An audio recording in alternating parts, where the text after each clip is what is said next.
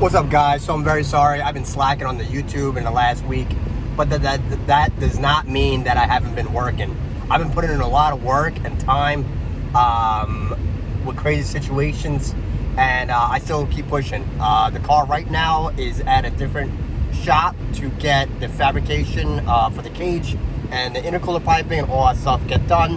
While it's there, I'm gonna get done with the other little miscellaneous things. So I hope you guys enjoy, even if I have pictures or little snippets of certain things. So I just want to get up on here first. This will be the first video you see before you actually watch everything else. But hope you guys enjoy, and the next video will be better to get more vlogging, etc. So hope you guys enjoy. Thanks.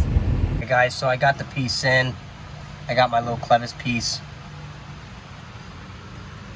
I got it from Amazon. Jose actually guided me. He knew exactly which one I needed, just because I didn't know the thread pitch of the actual master cylinder itself. So I could actually post that up in a few minutes at the bottom, actually. But I love the way it came out. So why I chose this one instead of the stock Clevis that a brake master would give you is because when I measured everything, I was off by about 1/8 of an inch, maybe a little bit more, and it ended up putting the rod to the side of my pedal. I want that as straight as I could, and that's what you want to do too. Alright guys, so I just made the template for you guys, but I just reinstalled my entire sleeve in here with my Heim joint. Obviously I had to drill a hole into my clutch pedal right there. So obviously I'm not sitting in a seat, but I'm just pushing down on my clutch pedal. I'm going to push it all the way through, all the way down. Okay, I'm going to do an angle right here. That's all the way down. All the way up, all the way down. Side version, all the way down, all the way up, all the way down, all the way up. What up guys, I'm back in the trailer. I actually have my car in the trailer right now. I just got done with doing my hood pins up there and up there. Yes, it wasn't too crazy cutting into this fiberglass, but I had to do it. So how I did it, I should have done step by step, but I kind of got into the groove and whatnot. So there is a hole here originally. I used a drill bit, cut right through the center. It does go through your bracket to hold your housing in. So just be cautious that you don't put the drill bit right through the backing of the headlight right through there. As you can see, I did cut the length of the post a lot shorter, probably 1 inch off, because they come huge. So I did cut it off a lot. I made sure it was set all the way down. You gotta remember, we're using fiberglass, either fenders, hood, and everything. It's not the perfect alignment, so you do the best you can, okay? I did both sides.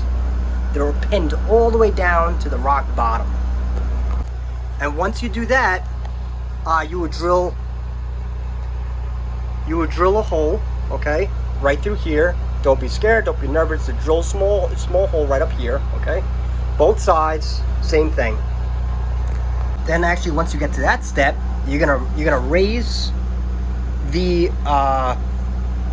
the silver piece all the way up, really far past the hood, right? Just so you're able to latch this on top of the hood, okay?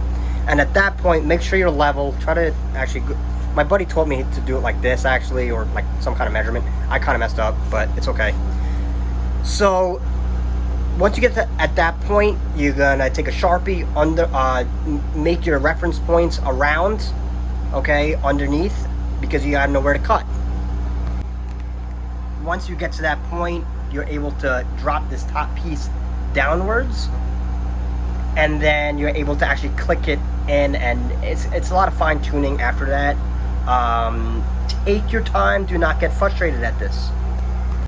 But also remember, you're gonna have to cut a big square around here, so this bracket and piece sits around it. You have all these, I think they're 8mm nuts, but they actually get locked in on how this is made. As you can see, the contour of it just sits right in. It is very simple. Just take your time, use right tools. Don't get frustrated. Take your time for the 10th time. And if you need to measure anything, measure 10 times and cut once. Be cautious what you're doing, and just, I can't stress it enough, take your time. Just the one side, the passenger side, took me about an hour. The other side was a lot smoother. to about 20 minutes.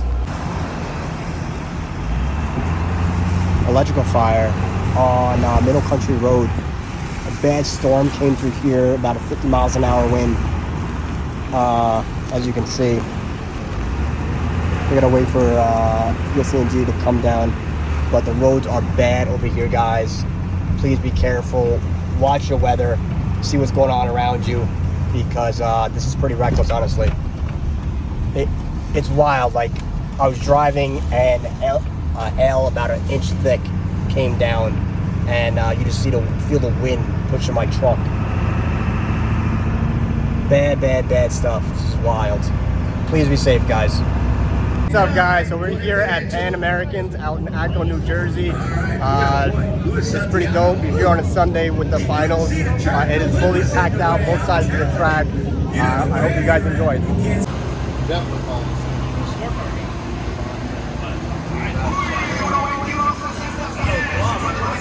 Cars in the class coming up right side, dialed in at 7:17. Woo, boy, he's gonna have to do the chasing here on the Marcos Andino. Gives it before right side in here. Juan Iales. He's out of Orlando,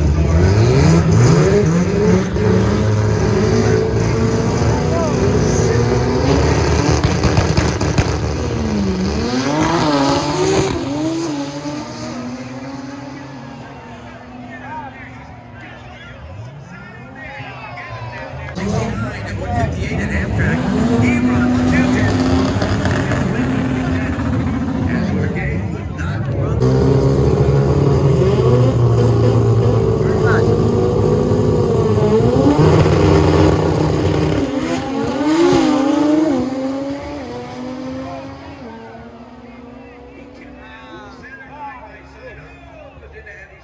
The right side, and the other from New Jersey, that lane, Edgewater Park, up there by the Delaware River.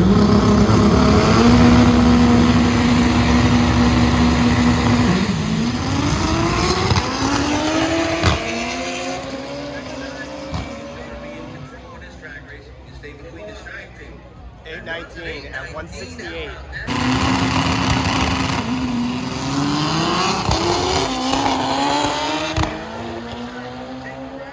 Wow. That's close. Wow. Oh, jeez, they're stoked. Get into the eighth, ran a 905 at 169. It was a great hole shot too for Joe Perez.